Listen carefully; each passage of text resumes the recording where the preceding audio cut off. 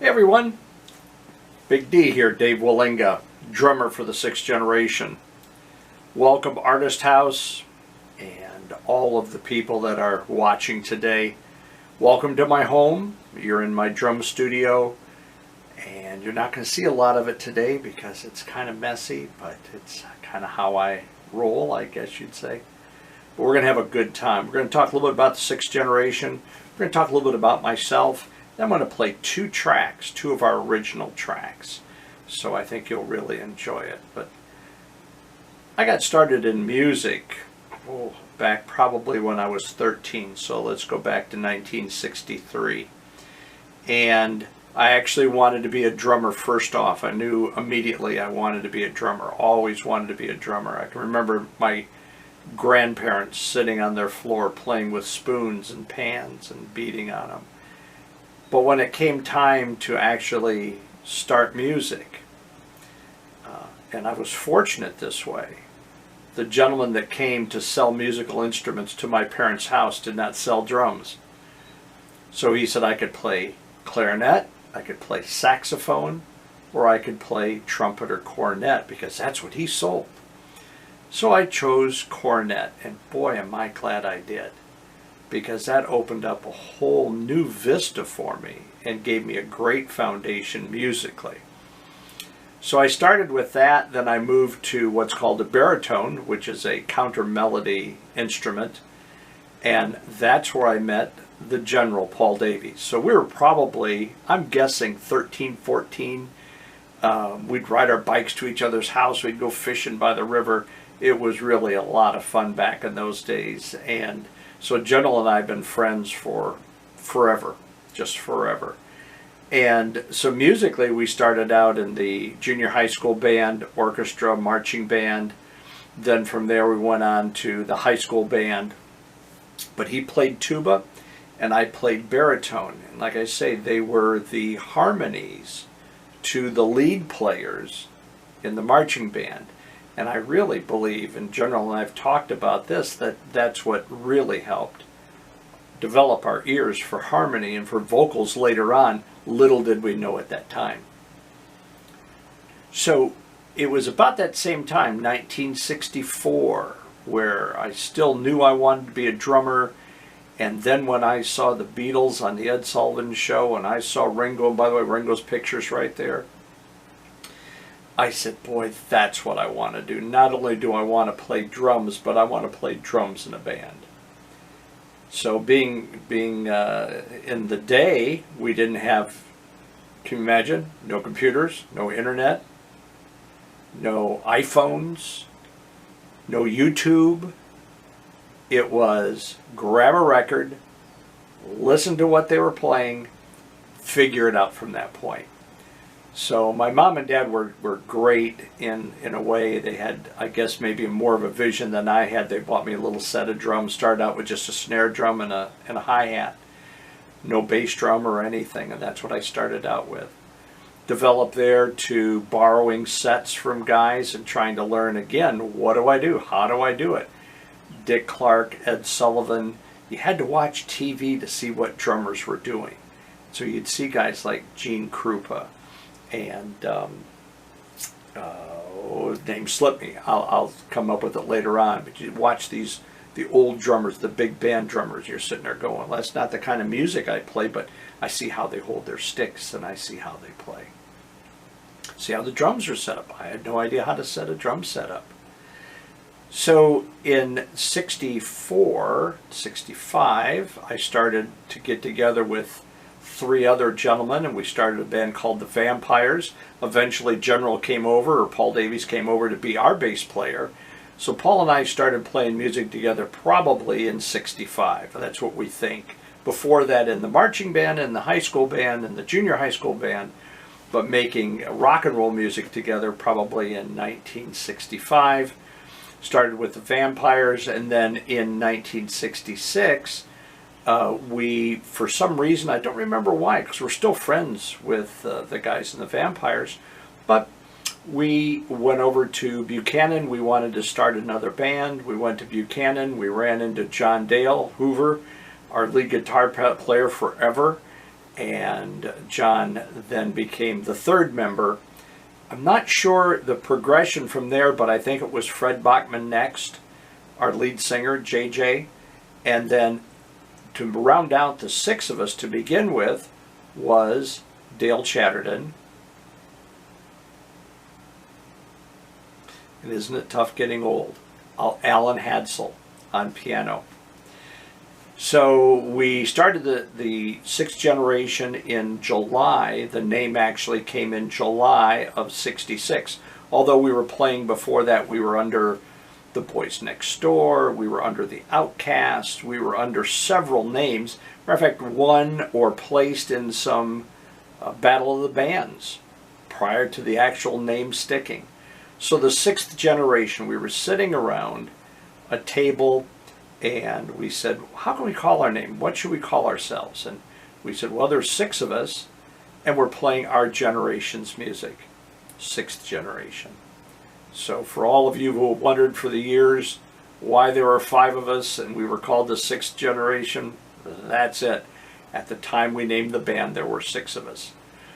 But not too long after that, we realized that the personnel we had, although good, it wasn't a perfect match. And enters Ron Hamrick. And so Ron entered the band sometime in 1967, if I'm not mistaken. So it was Ron Hamrick piano, Fred Bachman on lead singer, and he played a little guitar, John Hooverdale on guitar, Paul the General Davies on bass guitar, and myself, Big D, on the drums. Back in those days, not called Big D. I might share with you later what my nickname was.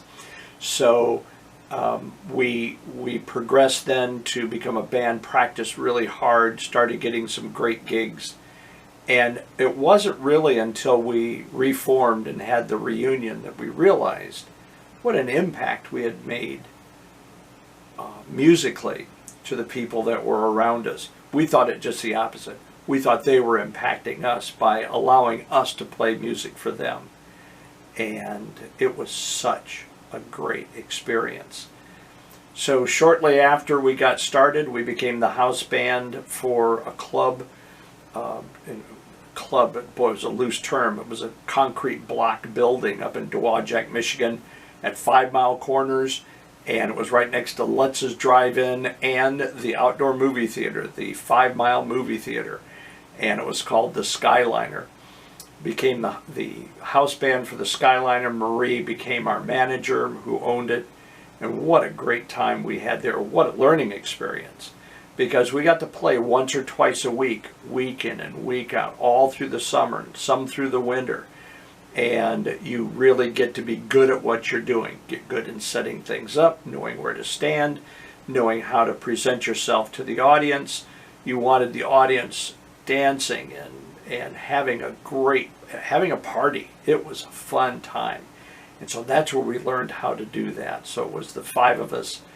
Then in '67 we recorded This Is the Time. And by the way, I'm going to be playing a little later on at the end of this, This Is the Time and Glitter and Gold. So the two songs that we recorded in Chicago. I can't even imagine it till the day we went into Chicago to sound studios. Michigan Avenue, if any of you have been to Chicago. So here we are, probably 16 years old. I don't think I'd turned 17 yet, so I was 16, and General was 16. And we drive into Chicago, and we go up in this big building, and we're right on Michigan Avenue looking out the windows, and we record This Is the Time, which became a regional hit for us, and so blessed that Ron Hamrick and Fred Bachman had written such a good song. And Glitter and Gold, a song that we picked up from the Turtles, and we really liked it. I thought we did a great job. One of my favorite songs that we've done. You'll hear that a little later on. So from there, we recorded, got the record released, put recording artist at the bottom of our picture, which I always thought was kind of a nice touch, and started to play bigger venues, opening up for national acts, and I don't know if I can remember all of them, but Buckingham's a couple of times, the Detroit Wheels, the Kingsmen, Louie Louie. That was the first gig, I think, that Fred Holtz, who came in to take Ron's spot. Ron was headed off to college, and he was in college down at Ball State, and it was more towards Indianapolis. So he had a couple hours down drive to there. If we were playing in Niles, then he could make it after class. But we were playing north a lot, up near Grand Rapids, which was another 2 hours. And it just got to be too much. So Ron made the right decision, decided to go to school, and then Fred Holtz, or who we called Geo, came in on the band. And I think we saw him on a Saturday or Sunday, and we said, "Do you want to be in the band?" And he goes, "Oh yeah, I want to be in the band." And we were excited. And we said, "Well, Saturday night we open up for the Kingsmen." So he had to learn our full sets, about 30 songs, in less than a week. So we put a lot of time in, but boy did we have fun. So we played with the Kingsmen. We played with the Box Tops later on, opened for them. How cool is that? The Electric Prunes, a band out of Canada called Bush, and it wasn't the Bush that we know that has been current, but back in those days. And so if you look up Canadian and you put in Bush band and I Can Hear You Calling, I'll never forget them playing that. Probably some of the best musicians we ever played with. I think I mentioned the Box Tops. We ended up with, very cool how things kind of work out. We signed a contract to do a show with a band out of Chicago we'd never heard of. And so we turned to the people, we said, "Well, we'll sign the contract, but who are we going to be playing with?" They said, "Well, you're going to be opening for a band called the Ides of March." We go, "Who are the Ides of March?" "Well, it's a band out of Chicago. You don't need to know any more than that, but it'll be fun." "Oh, okay, fine." So we signed a contract, get all set up to do it, and like a week or two before we go on stage with these guys, Vehicle hits #1. So how neat was that, that all of a sudden you're going from this garage band to playing with an opening for a band that had a #1 hit single. So that was absolutely fun. We played also all over Indiana, Illinois, and Michigan. The club we played at down in Indiana a lot was called the Tippy Ballroom, or it's on Lake Tippecanoe, and it was a Tippy Ballroom, and it had huge crowds. They would drive in from all over, and huge crowds, and that's where we played with the Buckinghams and the Prunes and Bush, and it was such a good time. And we went from, are you ready for this, from an opening act to actually being the headliners. And again, it wasn't until years later that really sunk in what we had done. So instead of supporting the acts, we had bands opening for us at this tremendous regional venue, and we felt so blessed. So a great time was had by all, and then the eventual band went from the 5 of us, and then again with Ron going off and Fred Holtz joining the band, and then Freddie Bachman, he was at Michigan State, and so then it was General and I, who have been there forever, and Geo, and John Dale, or Hoover, who again has always been our guitar player. So it was a lot of fun, and we finished up with the 4 of us, and what a tight group that was. We've been together now for so many years that the tail end of the band was fantastic. I really, really enjoyed it. We had a set list, our second set, and I really wish I could get that set list back. We played a 45-minute set, and it was always our second set, and it was seamless. There was not any space between songs. We transitioned from Cream to Motown to slow songs to Spinning Wheel, and all of these different songs without ever having a break. We played 45 minutes, solid music, and that was kind of our trademark back in those days. And by the way, back in the day, we were making a lot more money than bands are today in 2019 for performances. As far as local bands go, we were making so much more, almost double, sometimes triple what they'd make today just as a four-piece band back in the late 60s. So that's, again, a little bit of my background. Oh, by the way, I went on to play marching band also in college. And like I say, encourage your kids, encourage the schools to keep the music education programs going. It made such a difference to me personally. And I'm speaking now for Paul Davies. I'm speaking for Fred Bachman, Fred Holtz, and for Ron, who came out of the choral program at the school. Gio actually went on to sing for the, I'm probably not going to get this right, but the Grand Rapids Symphony, and actually has sung at Carnegie Hall. So it's amazing on how things like this take you places. And on another video, we'll talk about the Sixth Generation 2.0 and some of the incredible things that happened to us when we got the band back together. But right now, I tell you what, let's do. I'm going to say goodbye, and what we're going to do is we're going to listen to two of the songs that we recorded when we went into Chicago. That's how we put recording artist on our photo. And the first one's going to be This Is the Time, which became our regional hit, and Glitter and Gold. And I think you'll enjoy both of them.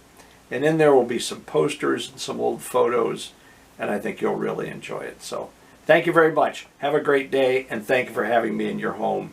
And see you later from Maryland. Hey, hey, hey, hey, hey, hey, hey, hey. Is this the time? Will you be mine? Girl, I want to be with you forever. Not knowing when, not knowing whether. Just as long as we can be together. I know that my love, I know that my love is strong enough. Say you'll be mine, and it's okay. Hey, hey, hey, hey, hey, hey, hey. Is this the time? Girl, please be mine. Baby, won't you please stop keeping me waiting? There's really no need for hesitate. Now when we could have us such a sweet love. If you would love me, if you would love me, then you'll see. Say you'll be mine, and it's okay. Hey, hey, hey, hey, hey, hey, hey, hey.